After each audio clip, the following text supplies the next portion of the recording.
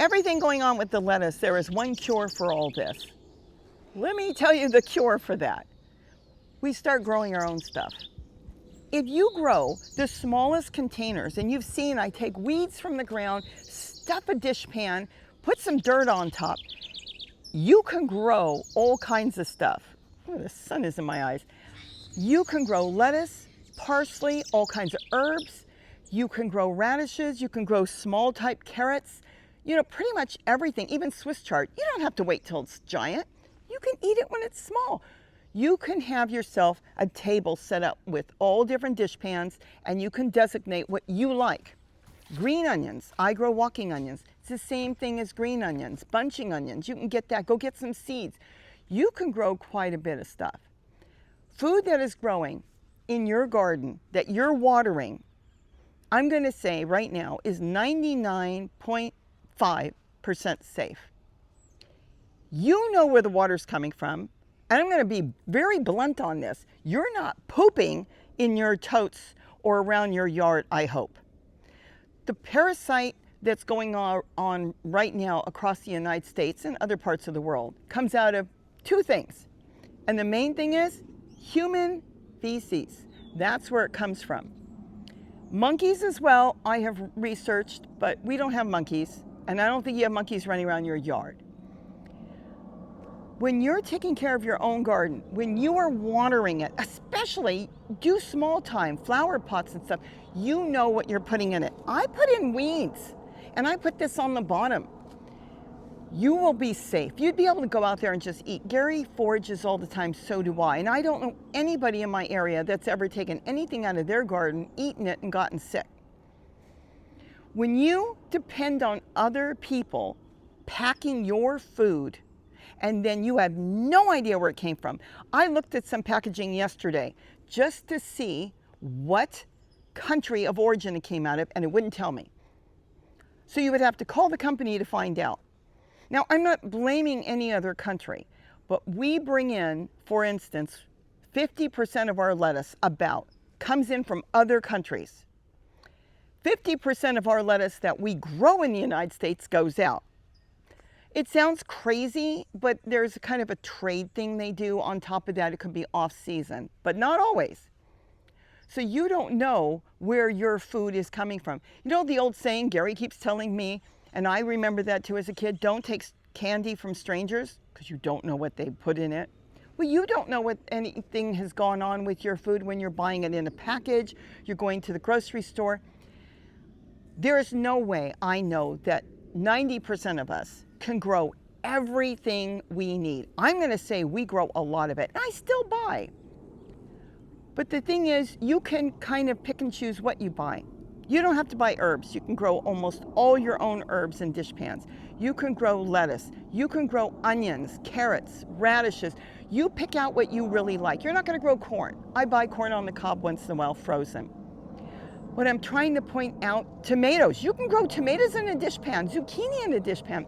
There is a lot of stuff that you can grow, so you depend very little on it, and especially leafy greens.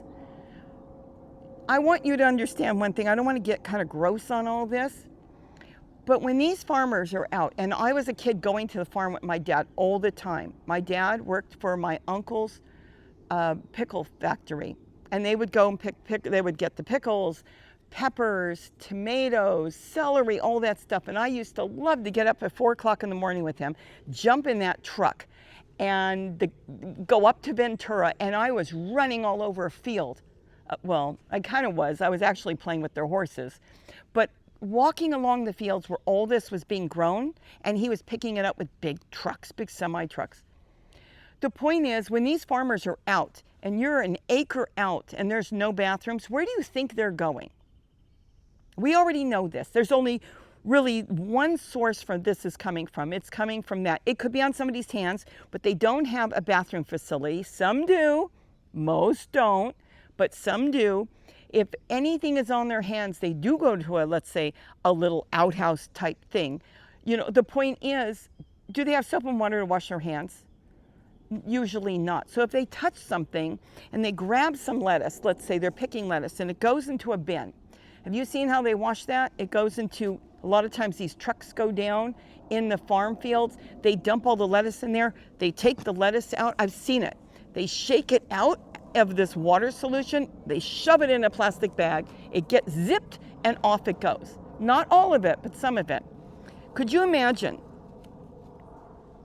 this small of a piece could have something on it, and let's say it gets into this pile? Now you've contaminated a lot. Not all of it. This one won't have it, but this one's touching that little piece. This batch could have it. So you're talking about, let's throw a number out, 10,000 packages wrapped, and 2 of them may have that parasite or something else in there. We need to be diligent on starting to grow our own stuff. I don't care if you have a balcony. You've seen my deck. I can grow so much on there. If I didn't have all these gardens, I could probably grow 10 to 20 times more than I grow on there, because I'd be taking care of each little container. Right now I forget. Oh, I forgot to water something. I forgot to pick something. I've got zucchini growing out of dish pans that are so big because I forgot to pick it. It's because I have so much growing. The point is, we need to start taking, I really feel, a little bit of responsibility for ourselves. When there is an outbreak, you can go out there in your own yard and start picking your own stuff. I grow a ton of turmeric now. Now, right now it's in the green stage, but as the summer goes on and into fall, the tubers, the rhizomes are going to get bigger, and I'm going to have a lot of turmeric. Turmeric's really expensive, but they're in flower pots. You can do that. Now, I'm not saying you should grow turmeric because it's something you're going to pick and harvest, let's say early winter. You can freeze what you want and then store what you want to grow. So you freeze what you want to eat, it'll stay fresh, and then you have to store your turmeric differently and your ginger if you want to grow. Because if you store it, it is Mediterranean. It is tropical. It will not take the freezing. Where peppers, if you're growing peppers and you throw a whole bunch in the freezer, you can go back in the spring, take your peppers out of the freezer, take the seeds out, and they grow. So it depends on the type of fruits you're growing. But peppers you can grow in dish pans. But lettuce is so good. I am growing a ton. I'm growing so much that I'm going to start to lose some of it, but that's okay. I share with a lot of the animals around here. We really have to step back. It's not that hard. If you're having a problem growing things, look at the way I grow it. These weeds that I just reached down here, and there's a lot more that I want. I'm going to leave my celery. Have so much food for the plants that this little piece on the bottom of a pot is going to feed my plants. I don't need to buy fertilizer. Organic fertilizer comes from industrial waste, a lot of it. Real fertilizer that you buy, other fertilizer that's synthetic, again, industrial waste. Human waste, animal waste. You just have no idea what's in all these fertilizers. So you've got to be careful that it goes at the roots. I do not spray my plants with any fertilizer.